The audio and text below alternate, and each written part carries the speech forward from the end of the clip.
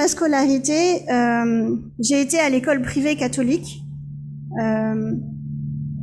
donc avec essentiellement beaucoup de oreilles, comme on appelle à La Réunion. Les oreilles, c'est les métropolitains. Et là, j'étais aussi pas bien, pas parce que j'avais pas la bonne couleur, mais parce que j'avais pas le bon comportement. Parce que je riais toujours un peu trop fort. Parce que dès qu'il y avait un peu de maloya, je me mettais à danser. Et que, comme autour de moi, elle savait pas faire, ben c'était bizarre. Et on me faisait comprendre aussi que j'étais différente. Donc ce sentiment un peu d'être déchirée entre deux mondes, deux univers, et de me dire, mais en fait, moi, je suis où là-dedans? Aujourd'hui, je crois que le Seigneur, il m'a montré que c'est une chance, mais il m'a fallu du temps. J'ai 45 ans, donc il a fallu 45 ans pour que je m'aperçoive que c'était une chance.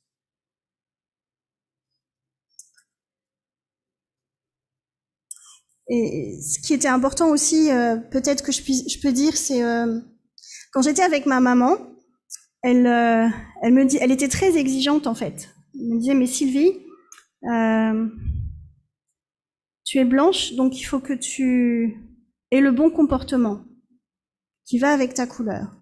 Donc on parle pas fort, on rigole pas fort, on réfléchit avant de parler, on se tient bien.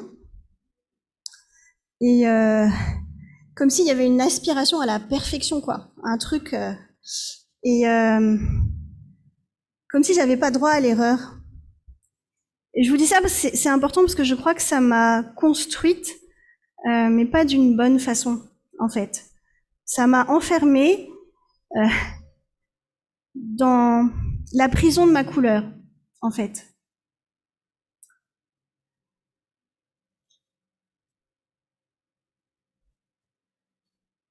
Donc les années passent, je rencontre le Seigneur, je fais un chemin avec la communauté. Et puis j'arrive en métropole à Hautecombe. Je fais cette année de formation, comme beaucoup. Et là, cette question un peu de qui je suis, elle me rattrape de plein fouet.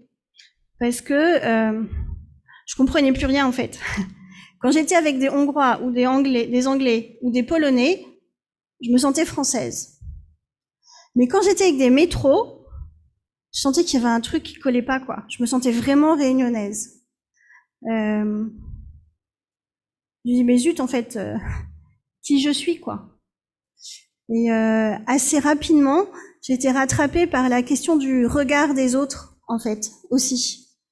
Je me souviens d'une fois où je m'étais présentée, et je me suis assise, et là, je me suis dit, alors Sylvie, là, tout le monde sait que tu viens d'une île, d'un peuple qui a connu l'esclavage, qui a été réduit en esclavage. Tout le monde sait que comme tu es blanche, tu fais partie des esclavagistes. Et j'ai été envahie par un sentiment de honte. Honte d'avoir été rendue en esclavage. Et honte d'avoir été parmi ceux qui ont rendu d'autres en esclavage, mis d'autres en esclavage. Et il y avait une colère qui montait en moi. J'avais croisé Olivier Turbat dans les couloirs de l'abbaye et je lui ai dit, alors tu sais, demain, je fais ma valise et je me casse. S'il y avait un truc qui était trop violent, quoi. Et là, il a fait un petit sourire en coin et il me dit, déjà, essaye de trouver un taxi.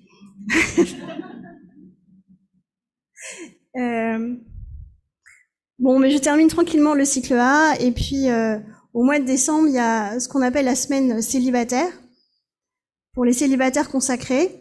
Puis moi, j'étais pas encore célibataire consacrée, mais du coup, comme j'avais nulle part où aller, les frères m'ont accueillie. Donc, il y a un temps de réconciliation qui est proposé.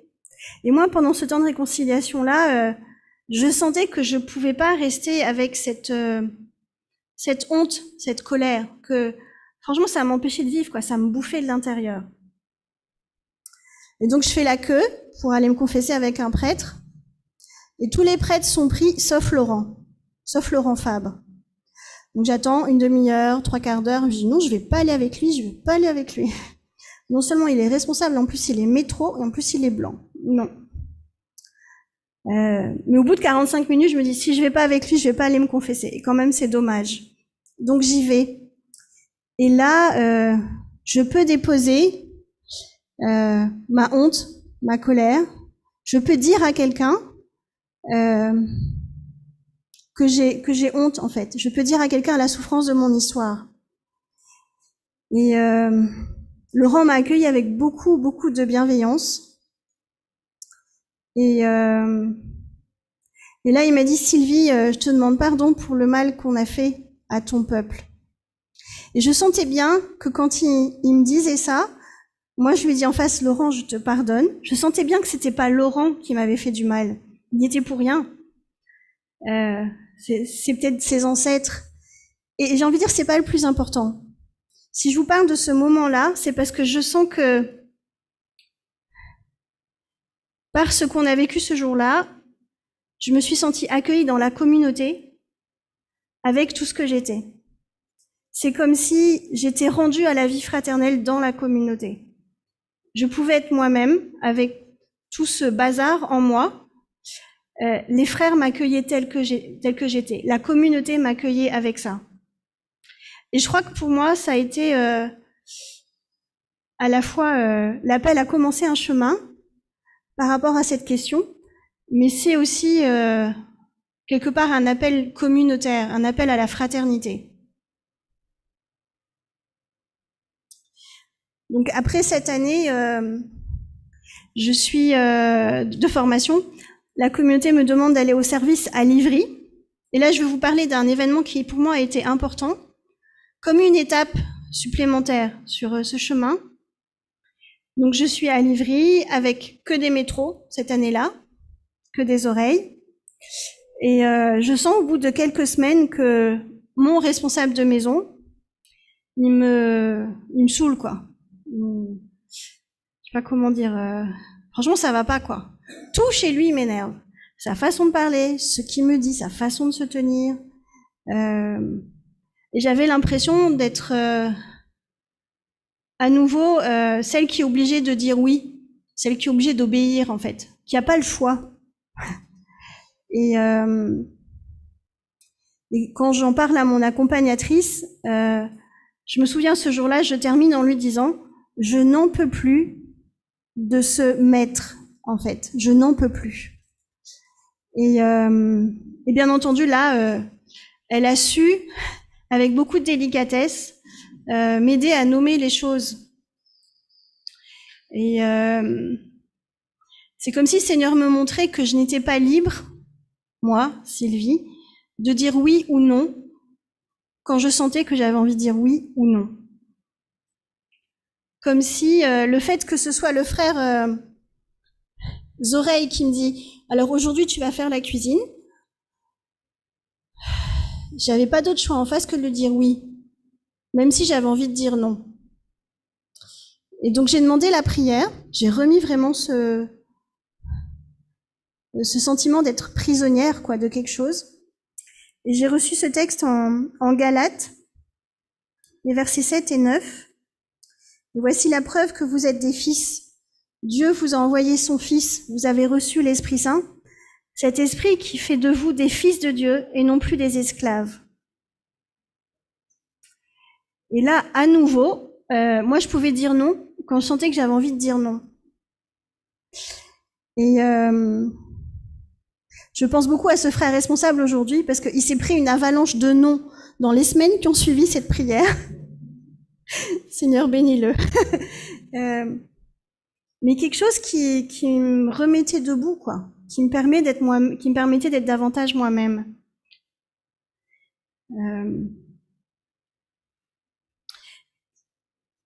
Et puis quelques années plus tard, j'ai envie de vous parler de ce moment qui a été important pour moi. Donc en 2010, je me suis engagée à vie dans la communauté.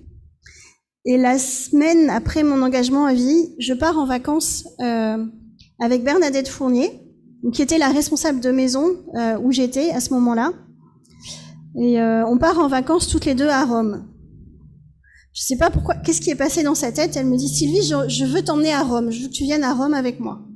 Bah d'accord, enfin, pourquoi pas, hein. C'est une chance. Et donc on va à Rome toutes les deux. Et puis on va en pèlerinage sur différents lieux importants. Et puis on va à la maison où a habité Ignace. On va dans sa chambre, on va prier. Donc on est toutes les deux. Et on termine la prière. Et là, il y avait un vieux prêtre, un vieux jésuite qui était présent et qui nous interpelle au moment où on part. Et donc, il montre Bernadette du doigt et il dit à Bernadette, prends ça. Et puis, donc, Bernadette, elle va, elle prend le petit papier. Après, il me regarde à son tour et il me dit, prends ça, toi, c'est ça. Et en fait, ce jour-là, Bernadette, qui était responsable des célibataires consacrés à cette époque, elle reçoit la prière pour les prêtres. Je crois qu'elle était vraiment toute retournée, en fait. Et moi, je reçois une image de Sainte Bakita. Une image de Sainte Bakita, au dos de laquelle il y a une prière pour demander l'intercession de Sœur Bakita. Je la connaissais pas du tout avant. Et ce qui m'a touchée à ce moment-là, quand j'ai lu cette prière, c'est qu'on demande l'intercession de Sainte Bakita pour être comme elle, une sœur universelle, une sœur pour tous. Et quand je suis rentrée en France, en métropole, j'ai lu des choses sur Sainte Bakita, j'ai regardé des films sur Sainte Bakita. Et c'est vrai que ce qui me touche avec cette sainte, c'est vraiment la charité dont elle a fait preuve. À la fois ce sentiment d'être, cette dignité d'être fille de Dieu, et en même temps, cette liberté que le Seigneur lui donne, cette dignité, elle la met au service des autres. Et quand je le relis maintenant, je me dis, mais en fait, c'est comme si là, le Seigneur me faisait un petit clin d'œil, en fait.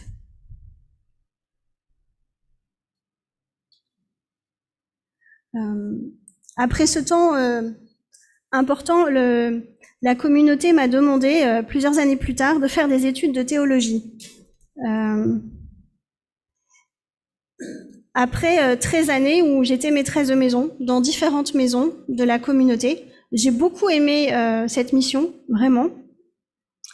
Et là, d'un coup, la communauté me demande de faire ces études et je me sens incapable, en fait. J'ai fait des études pour être assistante sociale, j'ai travaillé comme assistante sociale plusieurs années, mais là, c'était comme si j'étais rattrapée par un sentiment d'infériorité, cette certitude de pas y arriver, de pas être capable, de pas être légitime.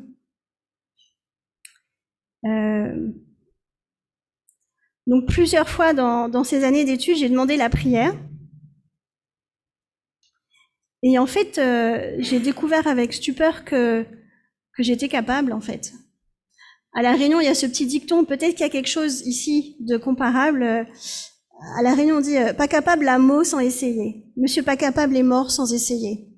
Pas capable la mot sans essayer. Et là, je me suis dit, en fait, le Seigneur m'a rendu capable. En fait, je peux. Et je crois que j'ai pu parce que je me suis aussi appuyée sur la confiance que les frères et sœurs de communauté avaient en moi, en fait, sur leur soutien. J'y suis arrivée, mais pas seule, avec l'Esprit Saint et avec mes frères et sœurs de communauté. Et c'est comme si, là, à travers ces années d'études, il y avait tout un champ qui me paraissait impossible, qui s'ouvrait devant moi, en fait. Et après ces années d'études, la communauté m'a demandé d'être responsable de maison. Donc pendant 4 ans, j'ai été responsable de la maison aux Potières. Et c'était un nouveau défi pour moi. Et ça a été l'occasion pour le Seigneur de me faire aller plus loin dans mon histoire aussi. Et la deuxième année où j'étais responsable de maison aux Potières a coïncidé avec le début de notre démarche pour MIM.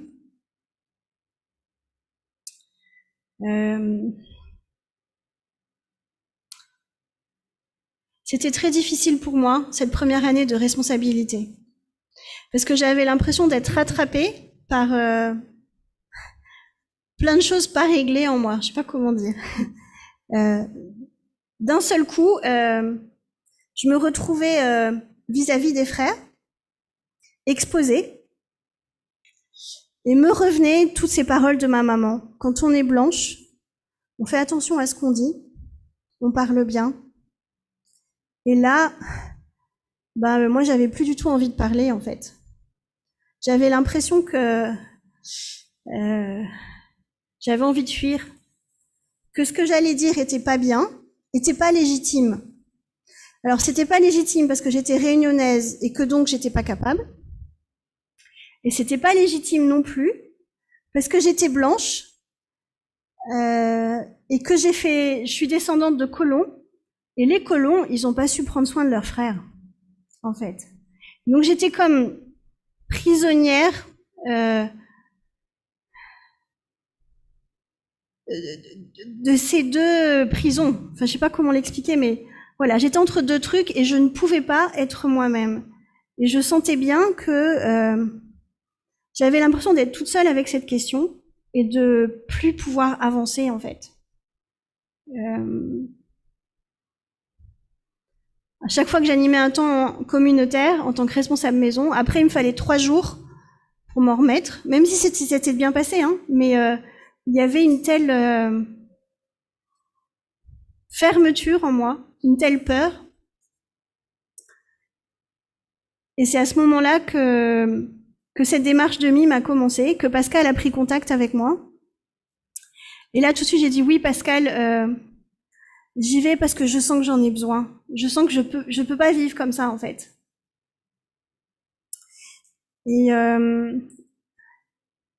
la première chose qui me vient un peu, que j'ai envie de vous partager, c'est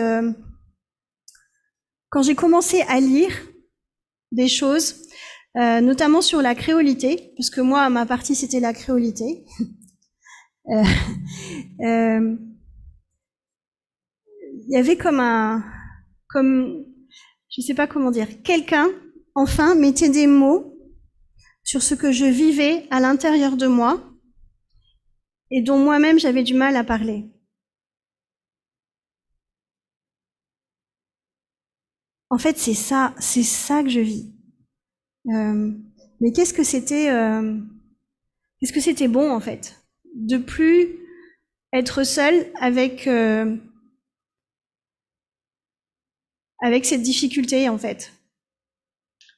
Et ce que j'ai découvert en travaillant cette créolité, et que j'ai envie de vous partager peut-être 2 petits points qui ont été importants pour moi, personnellement. Déjà, quand on parle de créolité, on parle de miracle créole. C'est Joseph Trouillot qui parle de ça. C'est un miracle. Alors, c'est un miracle parce que cette culture, elle est née d'un marasme, d'une tragédie. L'esclavage, c'est une tragédie. Mais de ça est née la beauté d'une culture. Entendre quelqu'un parler de ma culture comme d'un miracle, waouh, waouh. Et plus je lisais sur la créolité, plus j'arrivais à mettre des mots sur ce qui était difficile aussi pour moi.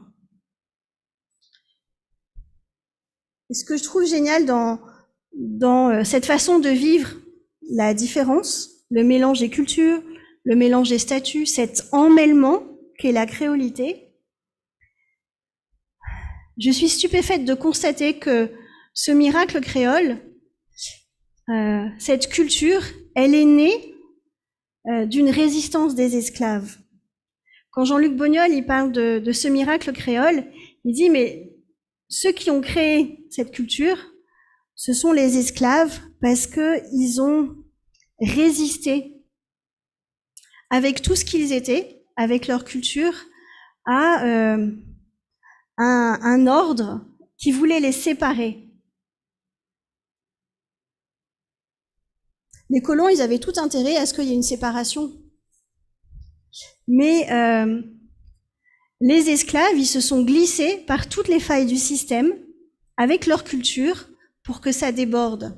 Et l'exemple très parlant dont parle Bognol, c'est la nourrice esclave qui berce l'enfant blanc, l'enfant du colon. Eh ben, elle le berce avec des chants de son pays.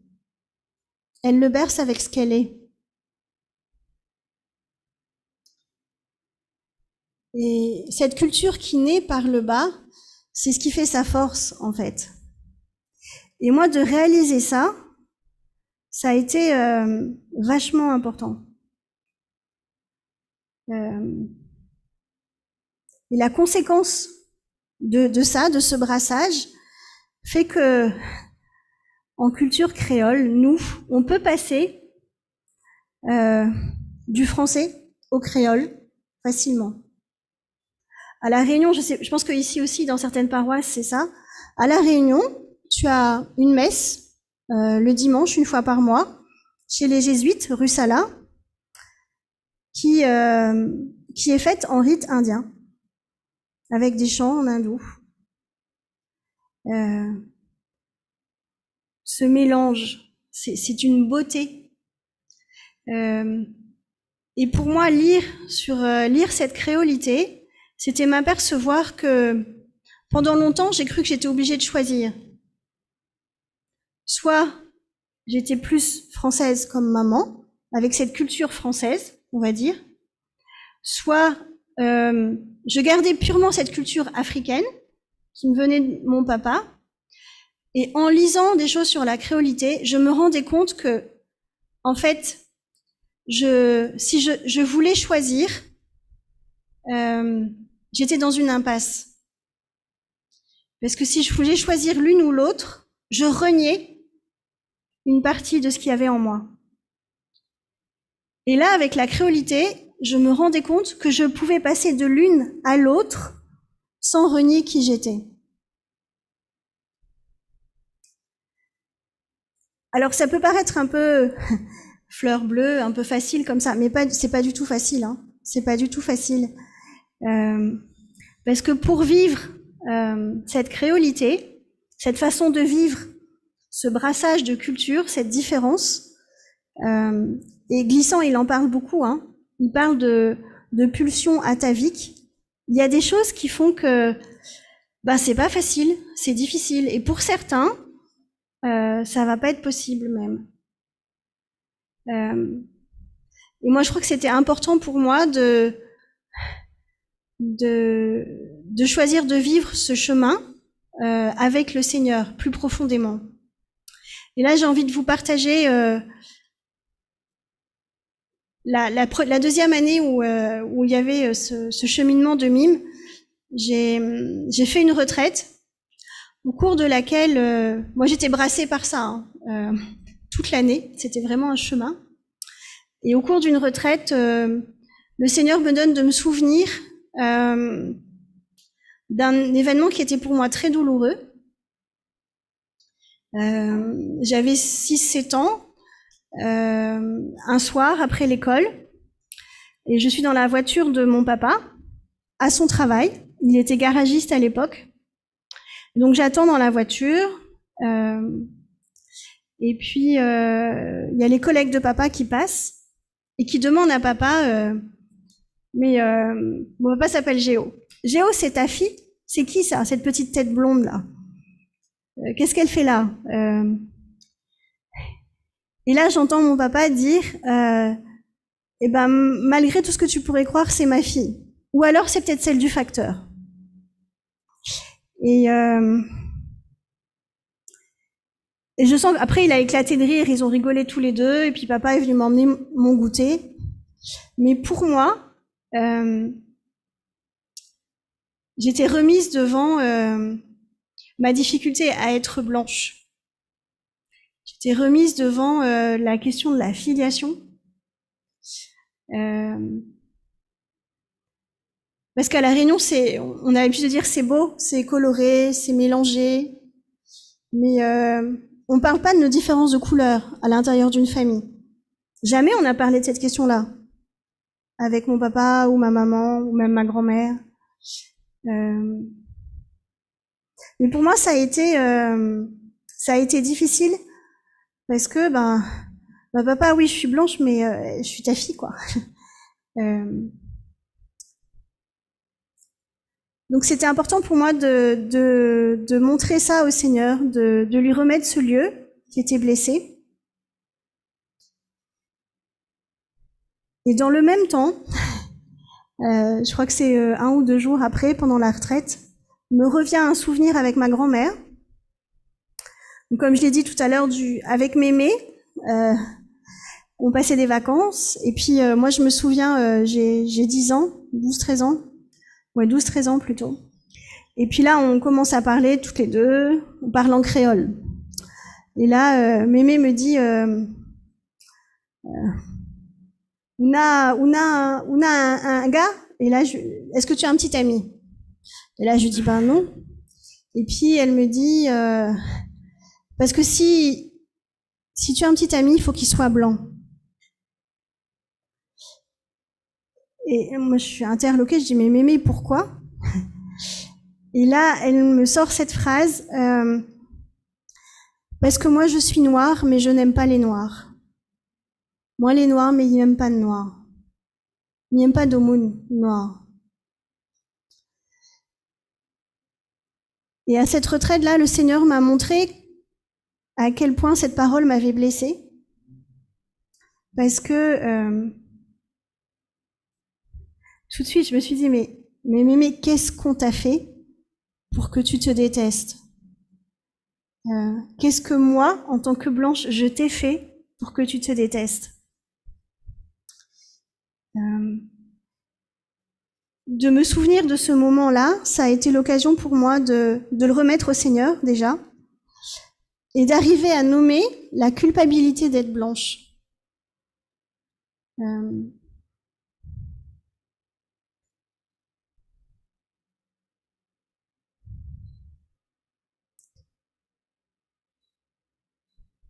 Et d'arriver à pouvoir écrire une lettre à ma grand-mère et lui demander pardon et lui dire que je l'aimais, en fait. Je sens qu'en moi, j'avais besoin de dire à ma grand-mère que je l'aimais.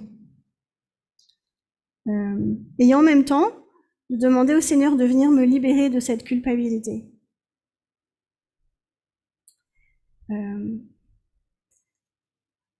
Après ces 3 ans ou la 3e année de ce cheminement avec Mime, enfin, j'arrivais à dire que j'avais honte d'être blanche. Enfin, j'arrivais à dire que je n'aimais pas ma couleur. Enfin, j'arrivais à dire que, Seigneur, j'ai besoin que là, tu viennes me sauver.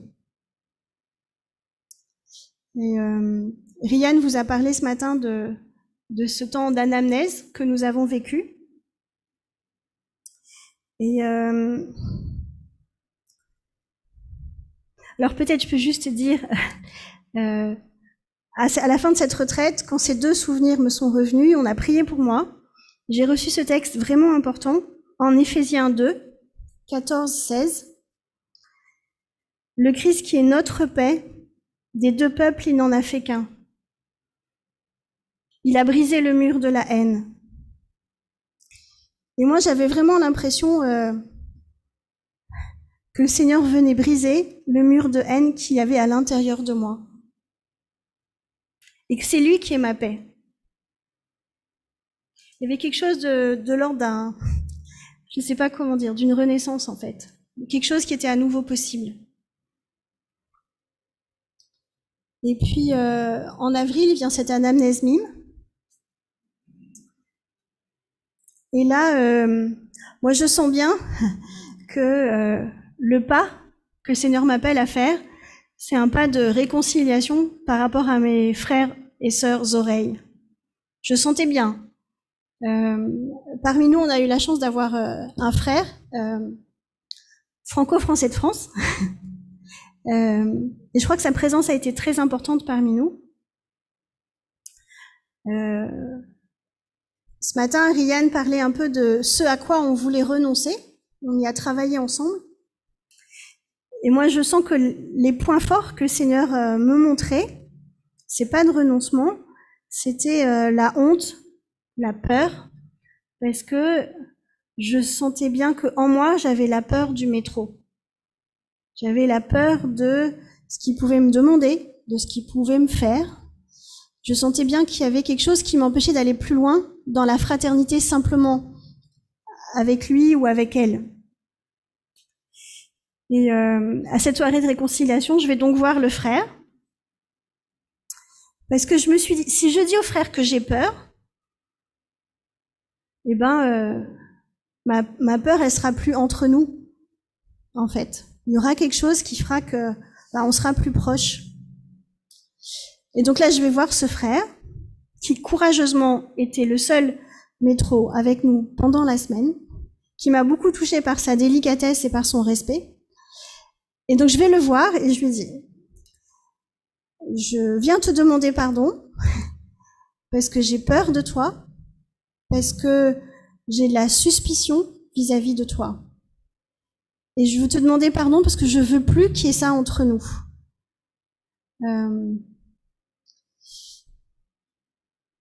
Et donc là, on a eu un moment qui était très beau. Et je sentais que c'était pas suffisant en fait. Je sais pas comment dire. Et on termine ce temps et je lui dis, est-ce que je peux te bénir? Et est-ce que quand je te bénis, je peux te prendre dans mes bras? Parce que si je te prends dans mes bras, ça veut dire que je n'ai pas peur de toi. Et c'était un moment qui était très très beau. Et je sens depuis que cette demande de pardon, avec les renoncements qui ont suivi, le renoncement à la peur, m'a vraiment libérée. Et je sens bien que ça a changé quelque chose profondément en moi, en fait. Et dans le même temps, pendant cette anamnèse, Pascal disait ce matin qu'il y avait Odile Cadet qui était avec nous, une réunionnaise.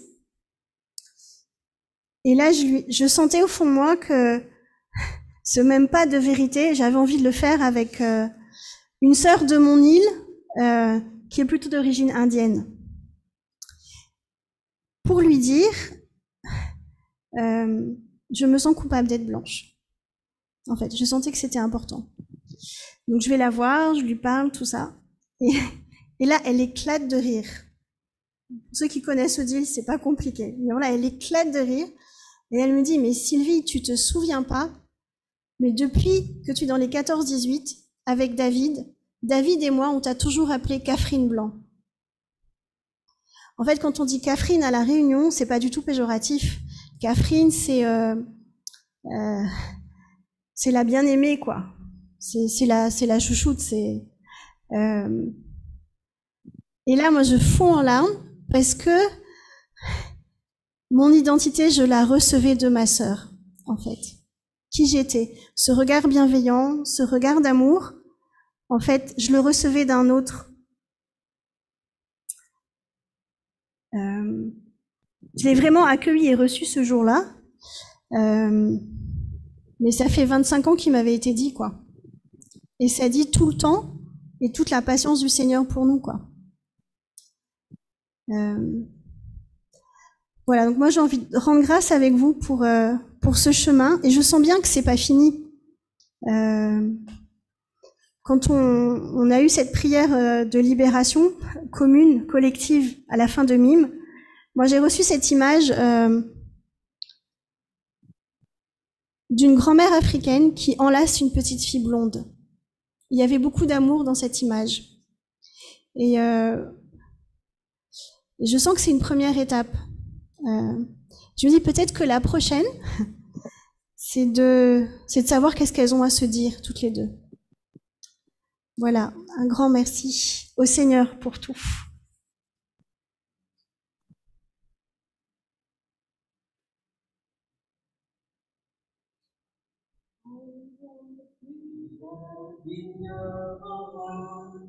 De recevoir pour toi l'honneur et la louange, la gloire pour ton nom.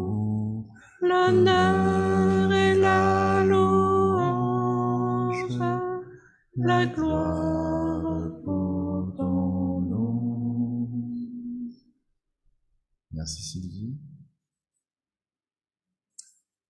Alors, je vérifiais par Google, Catherine, à La Réunion, ça veut dire femme aux traits négroïdes d'origine africaine à La Réunion. Voilà, donc c'est à la fois affectueux, mais c'est aussi, ça décrit bien tout ton témoignage. Donc, un grand merci. Nous allons passer la parole maintenant à Pascal, qui pourra nous aider à synthétiser un petit peu tout cet itinéraire avant de passer à une autre étape qui va vous être présentée par Béatrice.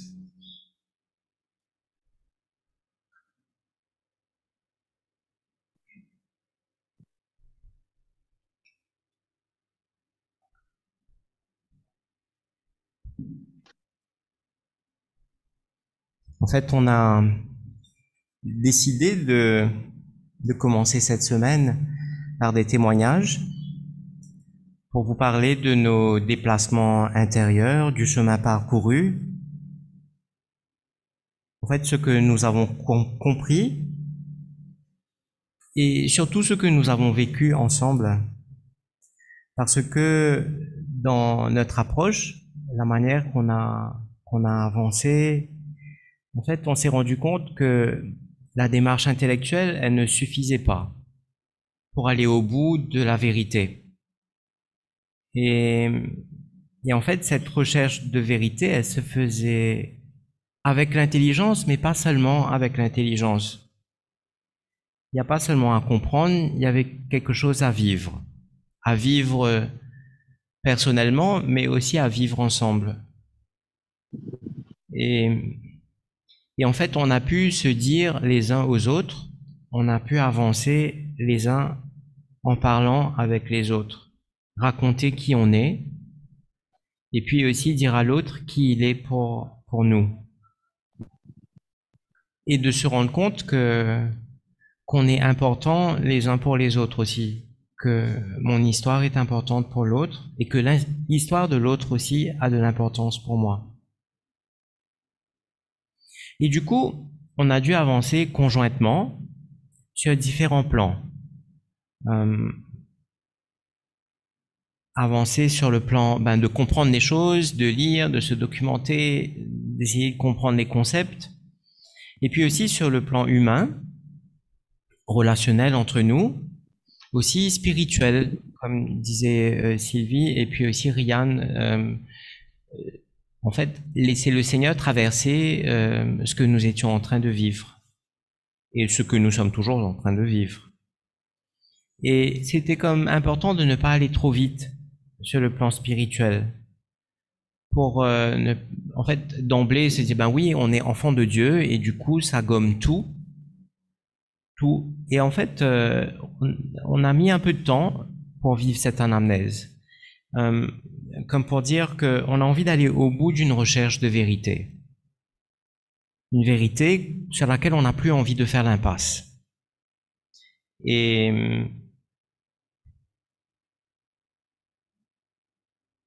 en fait, chacun a été rejoint différemment, à sa manière. Vous avez senti, Ryan a été beaucoup traversé par la question de l'identité. Moi, j'ai été beaucoup rejoint sur cette question du préjugé racial, du préjugé de couleur, comme disait Ryan ce matin, préjugé racial, préjugé de couleur. Sylvie, beaucoup sur cette question de créolité. Et chaque frère et sœur, en fait, on a aussi eu cette liberté pour se documenter, pour chercher, pour alimenter notre réflexion de manière assez libre, au fond. Parce que nous sommes différents et puis on était touchés différemment par rapport à ce travail-là, par rapport à ce parcours. Et peut-être d'emblée, on peut se dire deux choses. Le passé et le passé, on ne va pas revenir sur le passé. En fait, ça a déjà été vécu. L'histoire est là. Nos îles ont été des colonies. Elles ont connu l'esclavage. Et notre histoire, elle est marquée aussi par une forme de violence. Et puis de séparation entre nous, de segmentation. Et D'autant plus que cette séparation, elle fait appel à la coloration de la peau. Et la coloration de la peau qui nous rappelle notre histoire, au fond. Et nos préjugés entre nous, nos séparations. Et de notre côté, on voit aussi que dans nos îles, dans nos sociétés, comme disait Sylvie, et même j'entendais ça aussi dans l'homélie de François tout à l'heure, il y a comme une préfiguration du monde dans nos sociétés. Puisqu'on vient de beaucoup de lieux. Bien peut-être pas de partout, mais on vient de lieux multiples. On a des apports multiples dans notre culture, mais pas seulement dans notre culture, dans ce que nous sommes. On vient de partout. Même si on peut se réclamer d'être pur de quelque chose, on est toujours teinté de quelque chose d'autre dans notre vivre ensemble dans l'île. Et du coup, on peut dire aussi qu'on est amené à être pour le monde, pour les autres.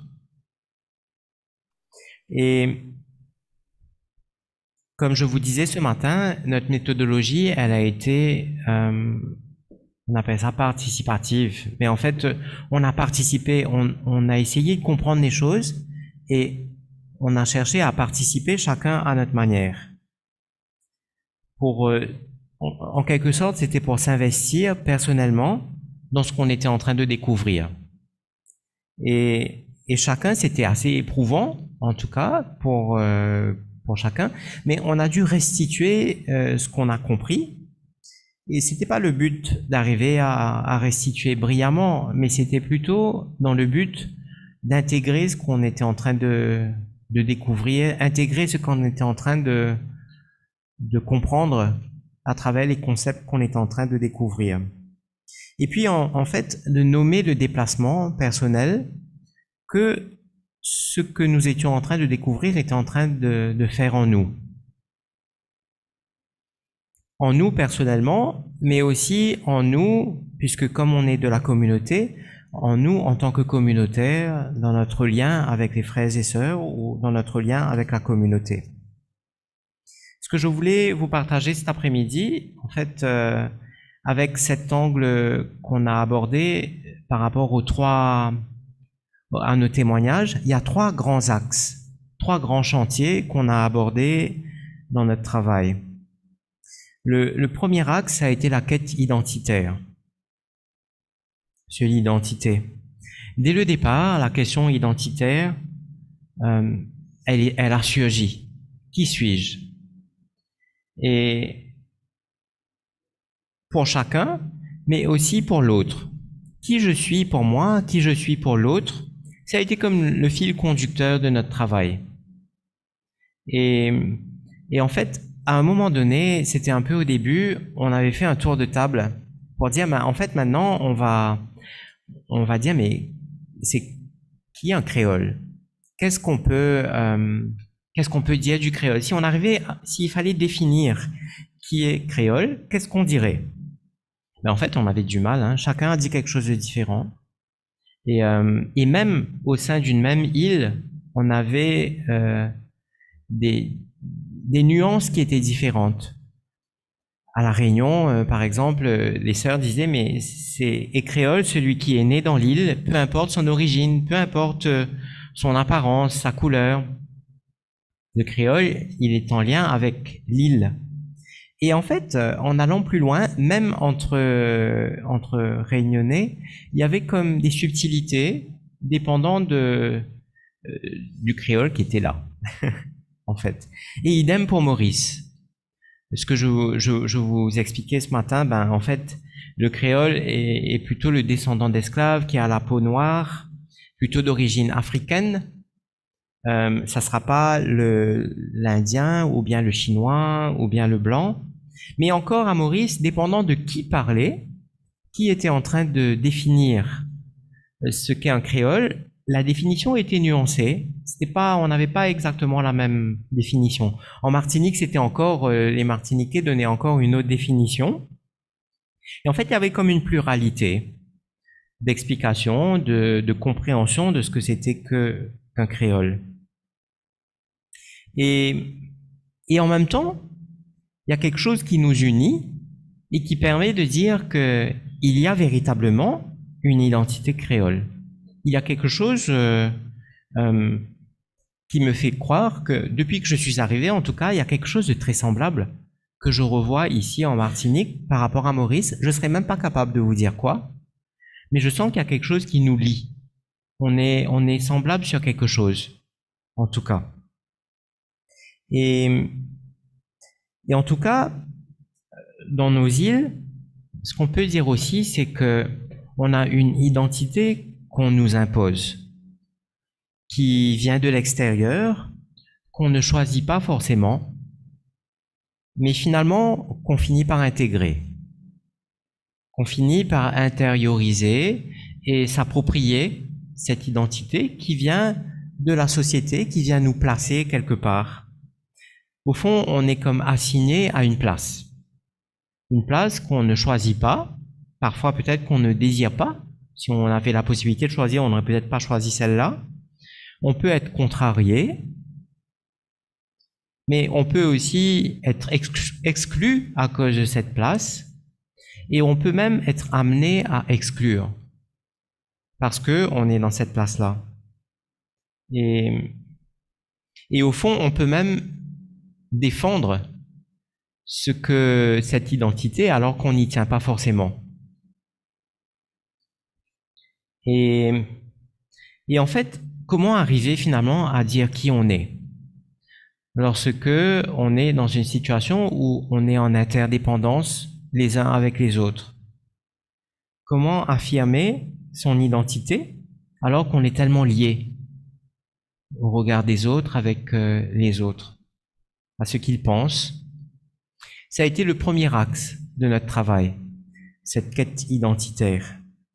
Et moi, j'ai été frappé par ce que disait un anthropologue mauricien que j'ai beaucoup aimé en lisant son livre. Il disait, il s'appelle Claude Orion. Chaque strate de chaque segment, en fait, de la population agit en fonction de ce qu'elle sait ou qu'elle suppose être projetée sur elle par les autres. Elle se détermine essentiellement par un détour par l'autre. Il ne s'agit pas seulement d'orienter simplement son action selon le comportement des autres, mais de la définir, en faisant intervenir au préalable des jugements extérieurs, vrais ou imaginaires, que l'on a fait partiellement siens. En fait, il y a des jugements vrais ou parfois même imaginaires, mais qu'on a finalement intégrés, qu'on a fait siens. Et il nous dit toute tentative de se donner une identité dans ce cadre est donc vouée à l'échec. Mais du coup, comment dépasser cela? Comment dépasser cette caractéristique physique? Et comment finalement échapper à ce qu'on peut considérer comme une malédiction qui consiste à porter en soi une part de chose, une part qui a été chosifiée à un moment donné dans l'histoire. En tout cas, ça a été le premier axe. On pourra y revenir plus tard dans la semaine, dépendant de comment est-ce qu'on sent et si c'est vraiment un axe qui est intéressant à creuser davantage. Le deuxième axe sur lequel nous avons travaillé, c'est le préjugé de couleur ou le préjugé racial.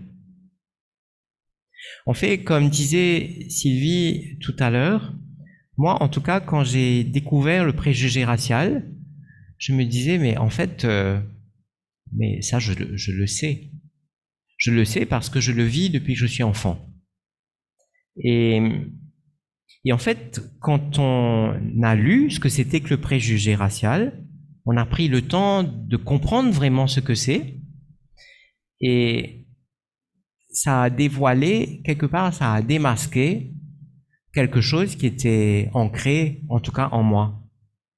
Et je crois que c'était pas seulement en moi, mais en entendant les autres, c'était à l'intérieur de nous tous qui étions en train de faire ce parcours-là.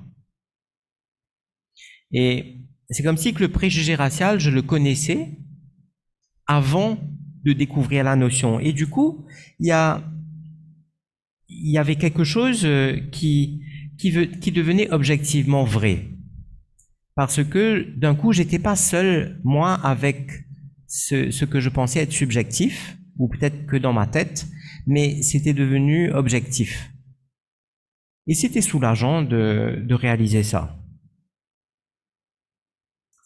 Et en fait, le préjugé racial, il s'installe au moment de l'esclavage.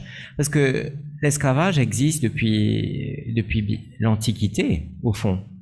Mais le préjugé racial, c'est quelque chose qui s'installe au moment de la traite négrière, au moment de l'esclavage, justement, dans les années 1700, 1800, au moment où il y a eu l'esclavage dans nos îles. Et c'est un préjugé qui s'appuie sur une prétendue supériorité de la race blanche sur la race noire. Et c'est la croyance que le noir est à sa juste place comme esclave et que le blanc, il est à sa juste place en tant que maître. Et en fait, l'équation, comme disait Ryan ce matin, l'esclave est noir et puis le maître est blanc, ben ça s'inverse. Ça devient le noir est esclave, il est voué à l'esclavage, et le blanc, il est voué, il est naturellement à sa place en tant que maître. Et ça a des conséquences en fait sur comment est-ce que chacun le voit, parce que finalement, c'est intégré des deux côtés. Peut-être qu'on peut écouter maintenant le petit extrait de Jean-Luc Bognol. Tu sais, dans Identité plurielle, les 2 premières minutes, là, de la minute 0 à 2 minutes 38.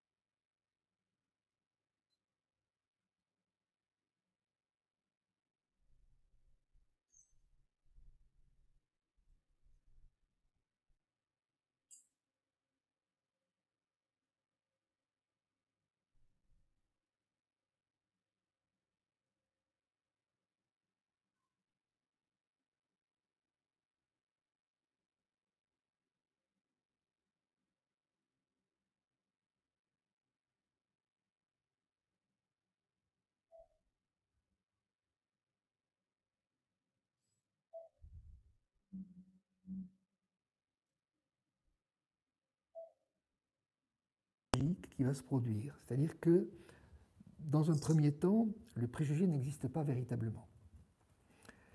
Il se trouve que l'esclave est noir. Bon, l'esclave vient d'Afrique, il est noir. Et que les colons, à la tête... Donc les esclaves arrivent, commencent à arriver en grand nombre dans ces nouvelles contrées où les plantations sont installées. Et là, il va y avoir assez vite, je dirais, une sorte de maturation idéologique qui va se produire. C'est-à-dire que, dans un premier temps, le préjugé n'existe pas véritablement. il se trouve que l'esclave est noir. Bon, l'esclave vient d'Afrique, il est noir. Et que les colons, à la tête des plantations, viennent d'Europe, ils sont blancs. Bon, c'est là, je dirais, une sorte de donnée initiale qui ne porte pas à conséquence dans la mesure où la principale, je dirais, distinction, c'est une distinction d'ordre juridique.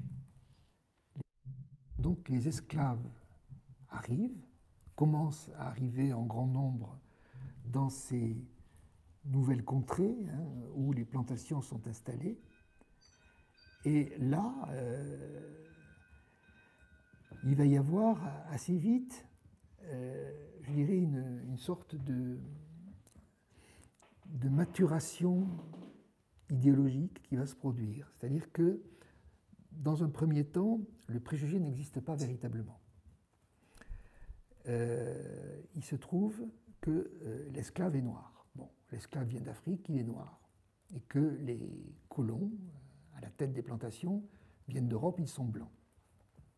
Bon, c'est là, je dirais, une sorte de donnée initiale qui ne porte pas à conséquence dans la mesure où la principale, je dirais, distinction, c'est une distinction d'ordre juridique.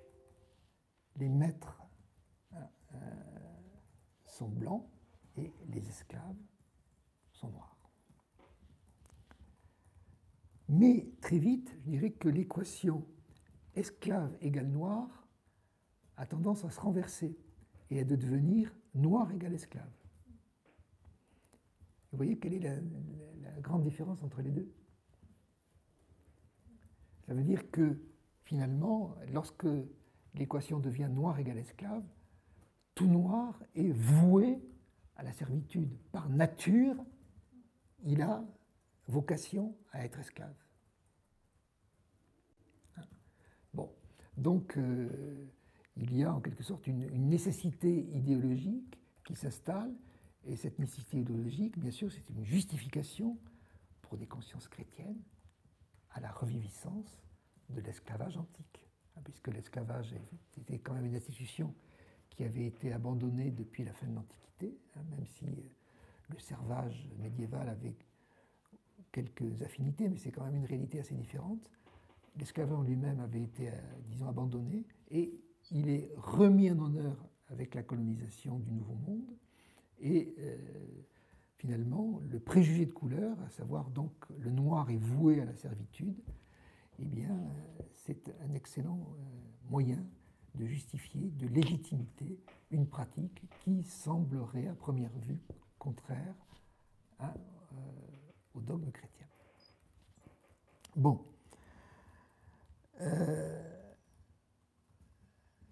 Cela dit, pour complexifier un peu les choses, ce système est un système très évolué, puisqu'il est reposé sur une triple civilisation.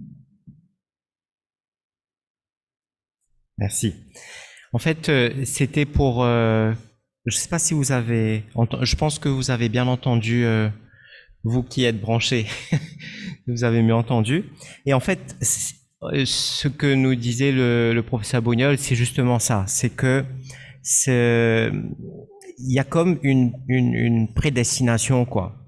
Quand je suis noir, je suis voué à l'esclavage parce que ce préjugé, il fait comprendre que c'est comme ça.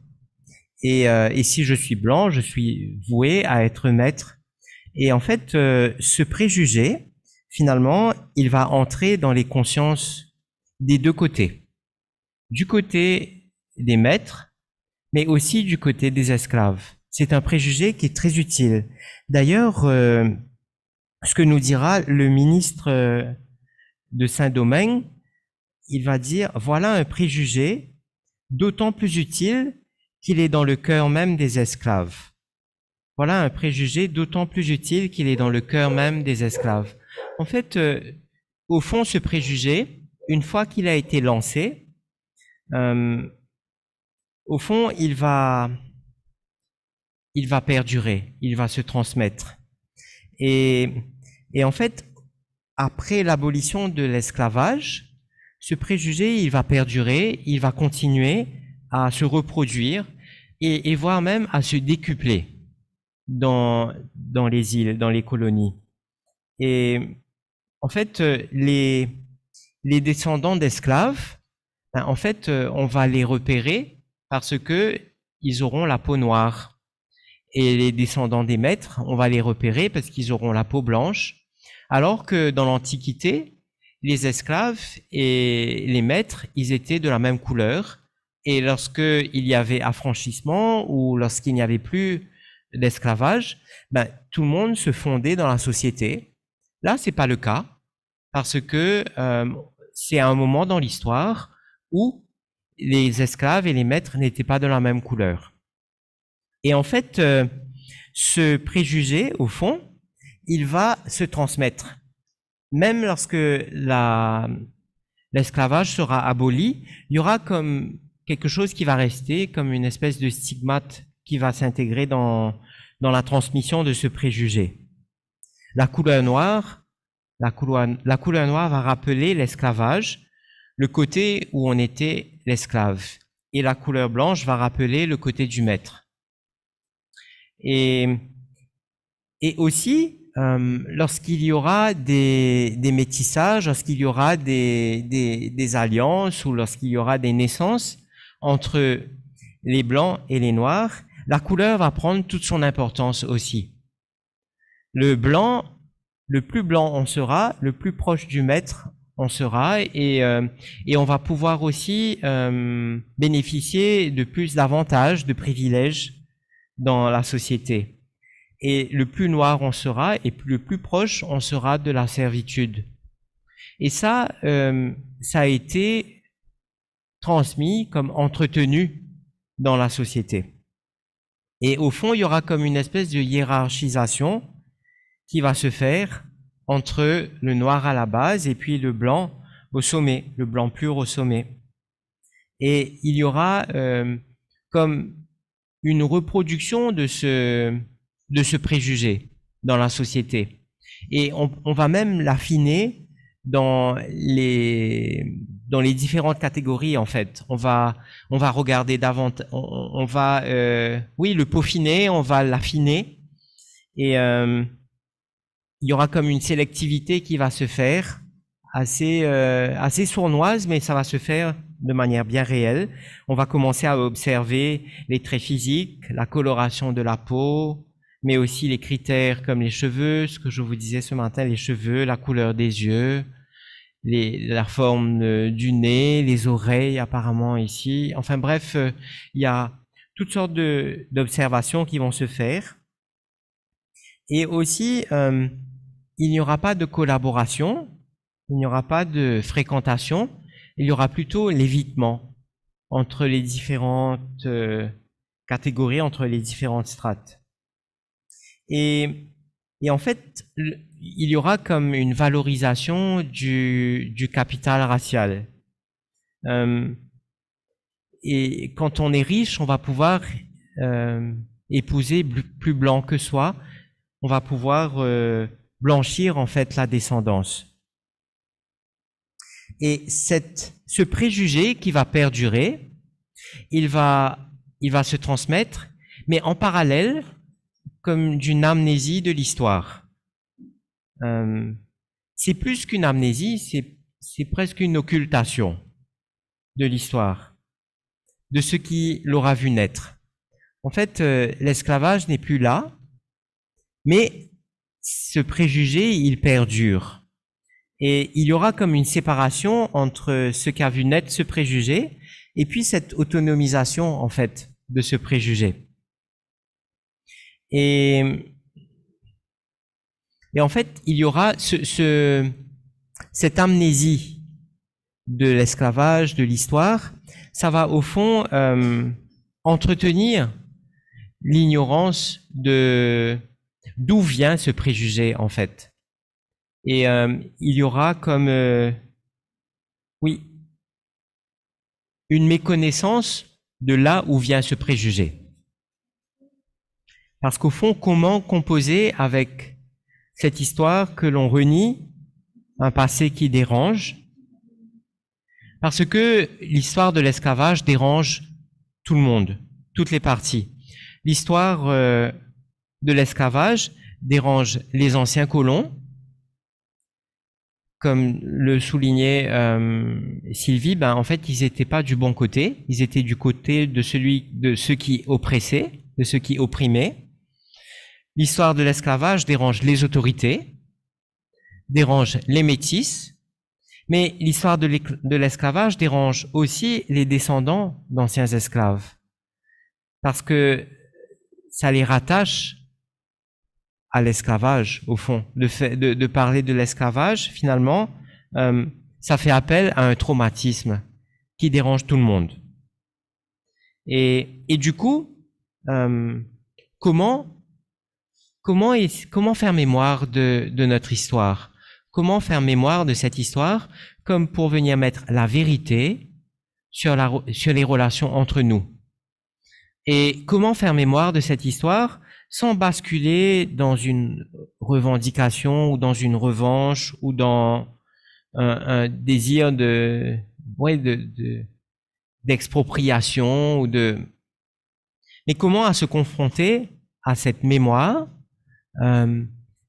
pour que puisse jaillir une vérité, en fait. Et je pense une vérité d'abord personnelle, au niveau de ce qu'on est, au niveau de d'où viennent nos préjugés, de ce qui peut informer notre regard sur l'autre, et puis aussi par rapport à notre relation, aux relations entre nous.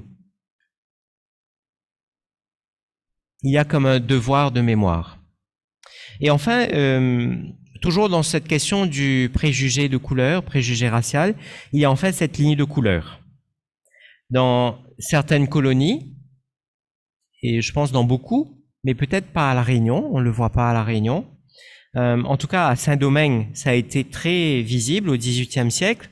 Arrive une population mixte qui devient de plus en plus influente, en fait.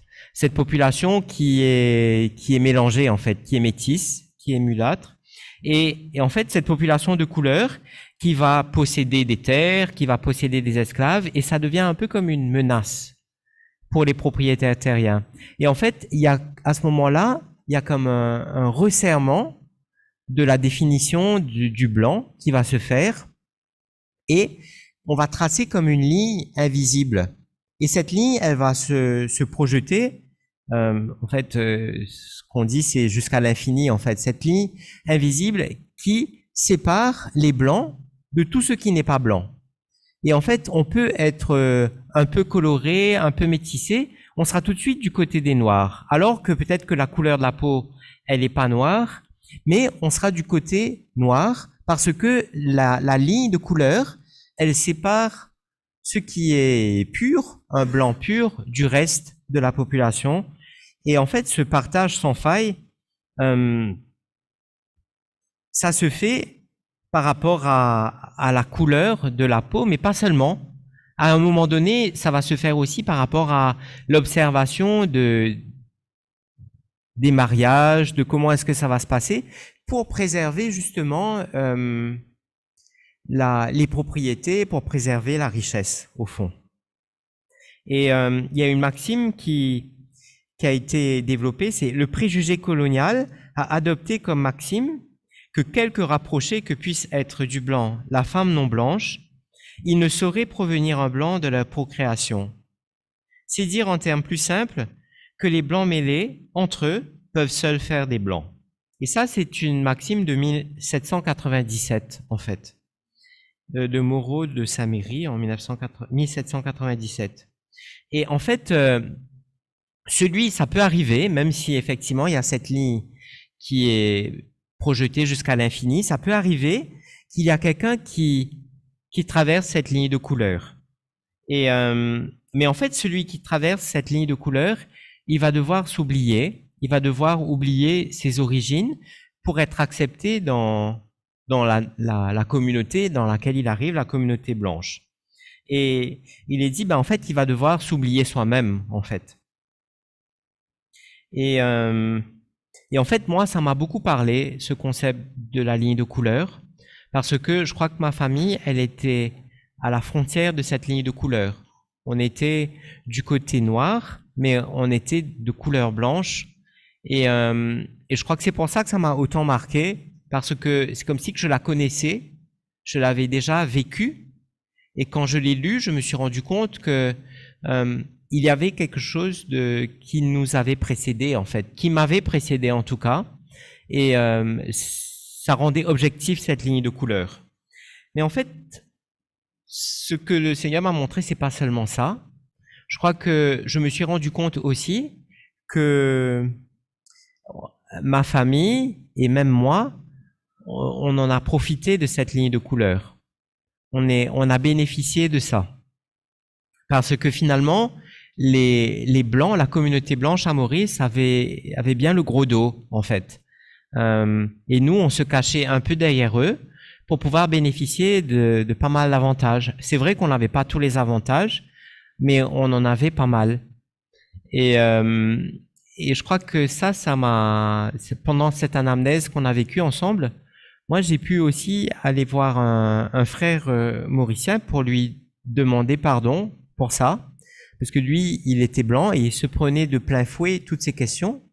Mais au fond, nous aussi, en tant que mulâtres, et même de l'autre côté de la ligne de couleur, on a pu en profiter de ces préjugés, de ce qui s'est passé, pour pouvoir bénéficier de certains avantages par rapport à comment est-ce qu'on fonctionne dans la société à Maurice.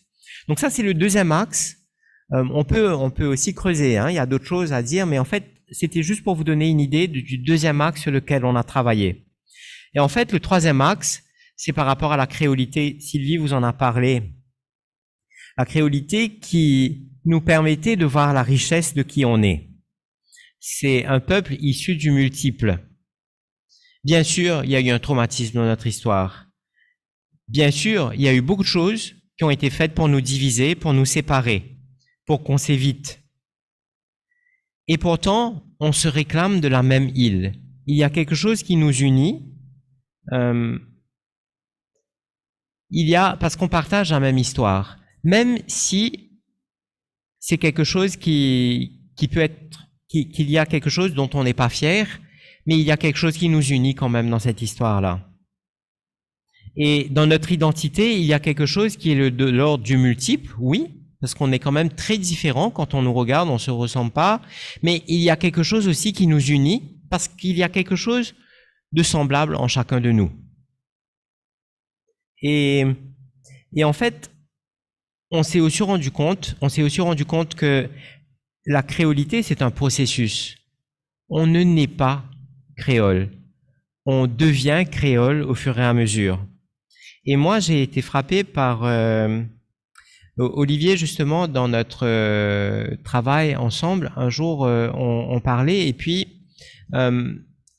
à Maurice, comme je vous disais, la définition du créole, c'est celui qui est noir de peau. Et puis, on disait, en fait, oui, le processus de créolisation, c'est à partir du moment où je peux dire, mais moi, je suis créole.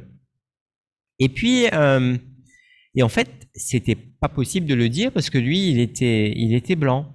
Et puis, à un moment donné, à force de discuter et d'essayer de comprendre ce que c'est que le créole, et là, ça a été un cri du cœur. À un moment donné, il a dit, en fait, oui, si c'est ça, être créole, mais je suis créole. D'appartenir au multiple, d'appartenir à ce qu'on est, en fait. Nous tous ensemble, on est créole. On est capable de dire qu'on est créole. Et je vais peut-être pas redire ce que nous a dit Sylvie tout à l'heure par rapport à la créolité, mais c'est ce qui émerge de manière inattendue, en fait, de notre vivre ensemble, de notre chacun étant tellement différent, il y a ce qui émerge de là et qui ne devait pas émerger. Parce qu'au départ, il y avait un système qui était oppressant, mais en fait, il y a quelque chose qui jaillit de notre vivre ensemble. Et peut-être ce que j'ai envie de vous dire pour conclure aujourd'hui, c'est que c'est toujours cet anthropologue mauricien, Claude Orion, qui dit que, en fait, je crois que cet exercice a été nécessaire pour nous. Parce que, en fait, il permet d'éviter des simplifications qui brûlent les étapes. En fait, il peut y avoir des simplifications qui brûlent les étapes, et cet exercice, il nous a permis d'éviter ces simplifications, en abandonnant en route une foule d'aspects qui sont apparemment réfractaires à la connaissance. En fait, il y a eu toute une part d'occultation de notre histoire, d'où on vient, et il y a eu comme une espèce oui, quelque chose qui est réfractaire à la connaissance. Mais en fait, au fond, éviter ces simplifications, c'est aussi, en réalité, ne pas faire l'impasse de l'effort nécessaire pour connaître ce que c'est que notre réalité, ce que c'est que notre histoire, mais ce que nous sommes aussi, en fait. Parce qu'il y a comme un effort à faire pour savoir qui nous sommes. Voilà, je crois que je vais m'arrêter là pour aujourd'hui. Et puis, on va peut-être présenter la suite.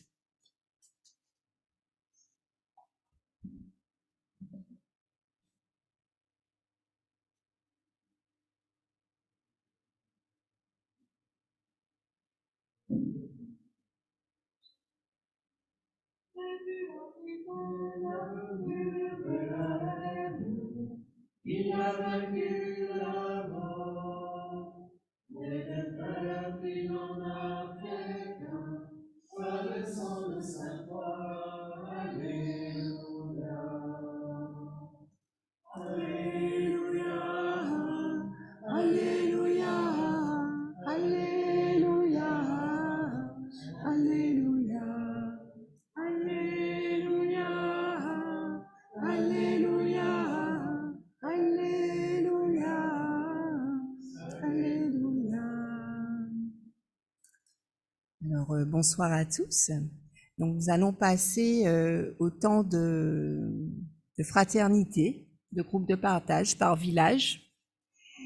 Et donc, vous connaissez déjà le principe des groupes de partage. Donc, lorsqu'on prend la parole, on écoute l'autre, on prend le temps de s'exprimer, si on le désire, bien sûr. Et puis, on prend le temps d'écouter jusqu'au bout ce qu'a à dire notre frère ou notre sœur. Voilà. Puis tout ce qui se dit dans le groupe de partage reste dans ce groupe. On ne le divulgue pas ailleurs. Voilà. On garde cette confiance en nos frères et sœurs. Donc, merci à tous ceux qui ont pu témoigner aujourd'hui. Donc, nous avons eu Pascal, nous avons eu Rianne, et puis cet après-midi, Sylvie. Puis Pascal qui a continué à nous parler, voilà, de ce sujet si important chez nous, dans nos îles. Et donc, on va vous proposer 2 questions qui vont vous permettre de partager entre vous, soit en visio ou en présentiel, parce que nous avons encore la chance de pouvoir le faire en présentiel pour certains. Alors, pour la première question, alors nous l'avons envoyé dans le groupe des responsables de village, ces questions. Donc, les responsables de village vont pouvoir le donner aux frères et sœurs du village. Alors, qu'est-ce qui m'a rejoint ou pas dans tous les témoignages que nous avons reçus aujourd'hui? Voilà, donc c'est la première question. Qu'est-ce qui m'a rejoint ou pas dans tous les témoignages reçus aujourd'hui? Voilà, et la deuxième question, elle est un peu plus longue. Comment mon histoire, donc ce passé esclavagiste et colonial, informe, c'est-à-dire a des conséquences sur mon regard, sur moi-même et sur les relations avec les autres, donc dans ma vie communautaire et puis dans mon quotidien. Donc je vais reprendre. comment mon histoire, c'est ce passé esclavagiste et colonial, informe ou a des conséquences sur mon regard sur les autres, enfin sur moi-même, pardon, et sur la relation avec les autres dans ma vie communautaire et quotidienne. Donc vous allez le recevoir certainement par WhatsApp. Donc voilà, c'est pas la peine d'écrire en même temps que nous. Donc je vous souhaite un bon temps de partage. Vous avez jusqu'à 18 heures pour partager et puis après rejoindre votre domicile pour ceux qui sont en présentiel. Donc bon temps de partage et Alain va donner un petit mot.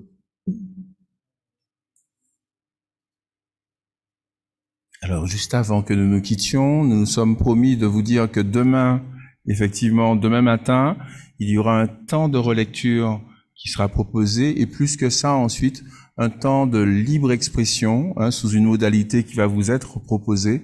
Donc, ce que vous aurez partagé en quelque sorte dans ces villages va permettre de mûrir un petit peu ce que vous allez pouvoir exprimer et donner à l'ensemble de la communauté de façon anonyme.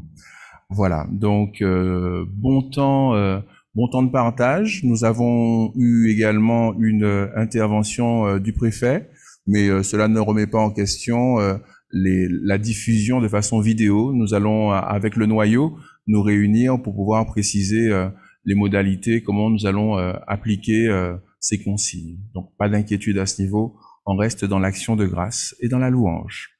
Bon temps de partage.